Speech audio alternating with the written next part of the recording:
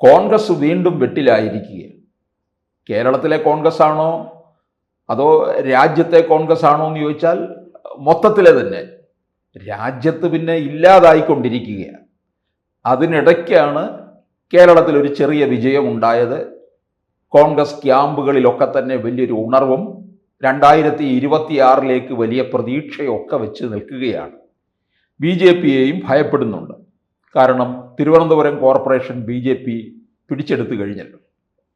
അപ്പോൾ അത് കാരണം അതിശക്തമായ ത്രികോണ മത്സരത്തിലേക്ക് പോകുന്ന ഇടങ്ങളിൽ തങ്ങൾക്ക് ക്ഷതമേൽക്കേണ്ടി വരും എന്ന് മനസ്സിലാക്കുന്നുണ്ട്.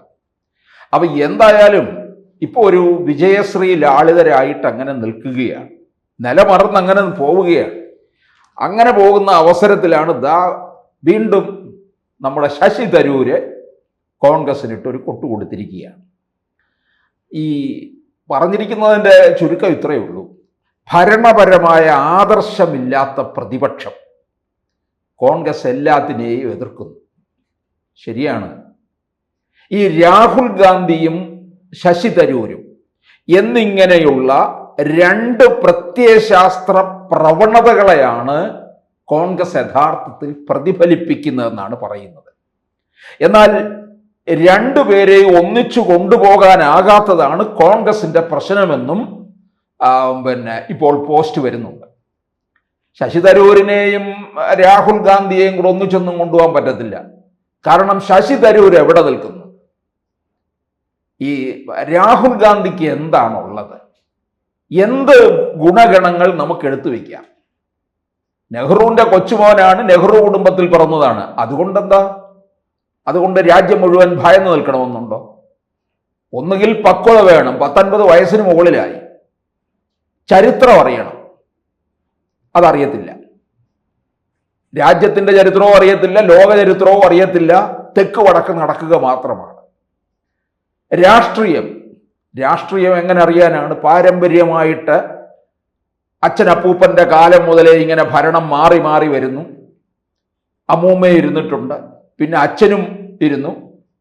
അപ്പം സ്വാഭാവികമായിട്ട് ഇനി ഞാനായിരിക്കും എന്നാണ് രാഹുൽ ഗാന്ധിയും കരുതി വെച്ചിരുന്നത്. അതൊക്കെയാണ് കേരളത്തിൽ 2019 അന്ന് ജനങ്ങൾക്കും പറ്റിയ തെറ്റ്. വയനാട്ടിൽ വന്നു നിന്ന് മത്സരിച്ചപ്പോൾ ഇപ്പോൾ അടുത്ത പ്രധാനമന്ത്രി ആകും എന്ന്. ഇപ്പോൾ കേരളത്തിലുള്ളവർക്ക് കൃത്യമായി മനസ്സിലാക്കി രാഹുൽ ഗാന്ധി പ്രധാനമന്ത്രിയാകാൻ ഒട്ടുമേ യോഗ്യനല്ല, ബിഗ് സീറോയാണെന്നുള്ളത്. ഇനി ഒരിക്കലും നടക്കാൻ പോകുന്നില്ല. ഭാവി പ്രധാനമന്ത്രി എന്നുള്ളത് സ്വയം വിശേഷിപ്പിച്ച് നടക്കട്ടെ. അതൊക്കെ അവരവർക്ക് ആനന്ദം കിട്ടേണ്ട കാര്യമല്ലേ.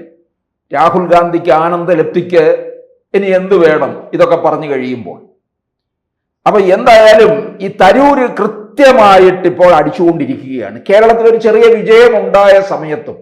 കാരണം ശശി തരൂരിനെ ഏറ്റവും അധികം ചൊടിപ്പിച്ച കാര്യമെന്ന് പറയുമ്പോൾ രാജ്യത്തിനെതിരെ പാകിസ്ഥാൻ തിരിഞ്ഞ് തീവ്രവാദവുമായിട്ട് കയറി വന്ന് പഹൽഗാം ആക്രമണം നടത്തിക്കഴിഞ്ഞ് അവർക്ക് ശക്തമായ തിരിച്ചടി 16 ദിവസം കഴിഞ്ഞപ്പോൾ കൊടുത്ത് ലോകം മുഴുവൻ ധരിപ്പിക്കുന്നതിന് വേണ്ടി ഇവിടെ നിന്ന് സംഘാംഗങ്ങളെ നിയമിച്ച് പോകുമ്പോൾ അതിനെ വിമർശിച്ചുകൊണ്ട് നിന്ന ആളാണ് കോൺഗ്രസും രാഹുൽ ഗാന്ധിയും. അതുകൊണ്ടാണ് തരൂർ ഈ വിമർശനം ആവർത്തിക്കുന്നത്. ഭരണപരമായ ആദർശമില്ലാത്ത പ്രതിപക്ഷം. ഈ പ്രതിപക്ഷം എന്നൊക്കെ പറഞ്ഞു കഴിഞ്ഞാൽ നമ്മൾ വിചാരിക്കും ഒരു പണിയുമില്ല. അതല്ല, പ്രതിപക്ഷമാണ് നല്ല ഭരണം സൃഷ്ടിക്കുന്നത്. കാരണം നല്ല പ്രതിപക്ഷം ഉണ്ടെങ്കിൽ മാത്രമേ നല്ല ഭരണം എവിടെയും ഉണ്ടാവുകയുള്ളൂ. പ്രതിപക്ഷ നേതാവെന്നും പ്രതിപക്ഷമെന്നും പറയുന്നത് ചില്ലറയല്ല. ശശി തരൂർ തന്നെ ഓപ്പറേഷൻ സിന്ദൂർ വിശദീകരിക്കാൻ പോയപ്പോൾ വിദേശങ്ങളിൽ പോയി പറഞ്ഞത്, ഞാൻ വരുന്നത് ഇന്ത്യ മഹാരാജ്യത്തിന് വേണ്ടിയാണ്. ഞാൻ ഇന്ത്യ മഹാരാജ്യത്ത് പാർലമെന്റിൽ ഞാൻ പ്രതിപക്ഷ ബെഞ്ചിലാണ്, പക്ഷെ ഞാൻ ഇപ്പോൾ വരുന്നത് രാജ്യത്തിന് വേണ്ടിയാണെന്നാണ് പറഞ്ഞത്. അത് ഇദ്ദേഹത്തിന് ലോകത്തിന് മുമ്പിൽ കാണിച്ചു കൊടുക്കുകയാണ് ചെയ്തത്. ആ രാജ്യസ്നേഹം അതിൽ ലെവലേശം പോലും ഇല്ലാത്ത ആളാണ് രാഹുൽ ഗാന്ധി. അത് ആണ് ഏറ്റവും കൂടുതൽ തരൂരിനെ ചൊടിപ്പിച്ചിട്ടുള്ളത്.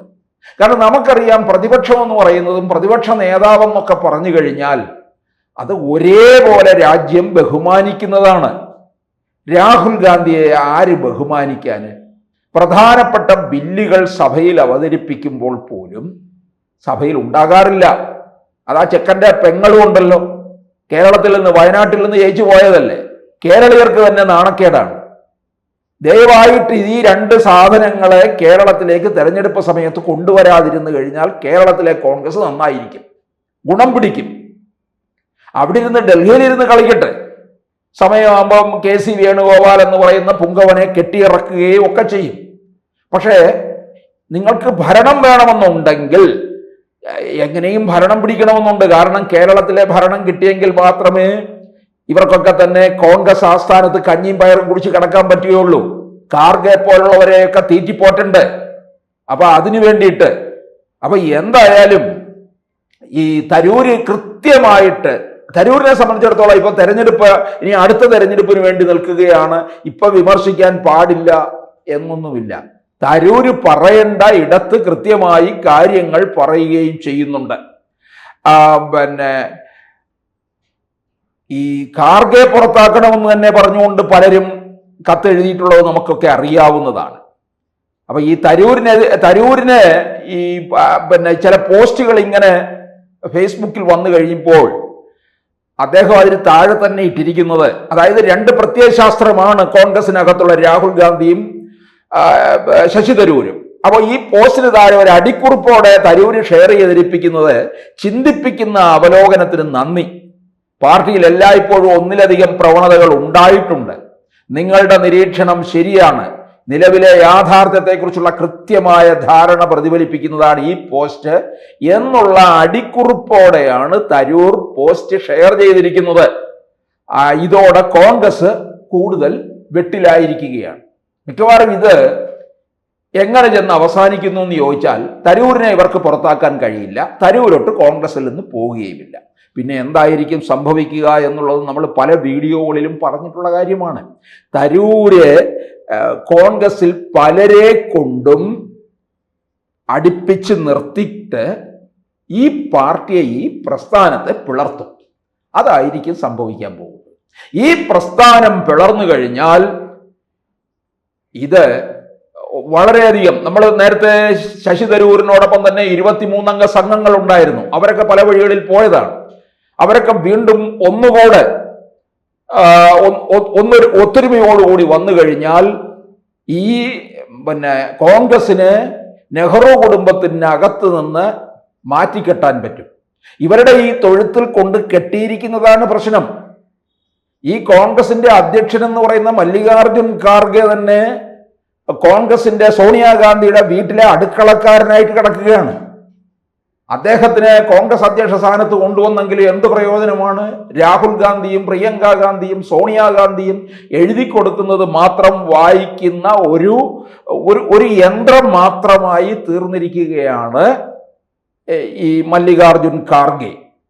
അവരെയൊക്കെയാണ്, കാരണം ഇത്തരത്തിലുള്ള കുറച്ച് ബൊമ്മകളെ സൃഷ്ടിച്ചിരിക്കുന്ന പാർട്ടി, അതിനെയാണ് ശശി തരൂരിനെ പോലെ പ്രഗത്ഭരായിട്ടുള്ളവർ ചോദ്യം ചെയ്യുന്നത്. ശശി തരൂരിനെ പോലെ പ്രഗത്ഭരായിട്ടുള്ളവരെ ഇടങ്ങളിൽ എങ്ങനെ ഇതിനെ മുമ്പോട്ട് കൊണ്ടുപോകും എന്നുള്ളതൊക്കെയാണ് അവർ ആലോചിക്കുന്നത്. എന്തായാലും കോൺഗ്രസിന് എതിരെ ഒരു പുതിയ പടനീക്കം തന്നെയാണ് രാഹുൽ ഗാന്ധി നടത്തുന്നത്. അത് കേരളത്തിലും ഇനി അത് ശക്തമാക്കും എന്നുള്ളതിൻ്റെ നീക്കമാണ് ഇത്തരത്തിലുള്ള പ്രസ്താവനയിലൂടെയും ഫേസ്ബുക്ക് ഷെയറിലൂടെയും ഒക്കെ കണ്ടിരിക്കുന്നത്. കൂടുതൽ വാർത്തകളും വിശേഷങ്ങളും നിങ്ങളിലേക്ക് എത്താൻ ABC മലയാളം സബ്സ്ക്രൈബ് ചെയ്യുക, ബെൽ ബട്ടണും അമർത്തുക.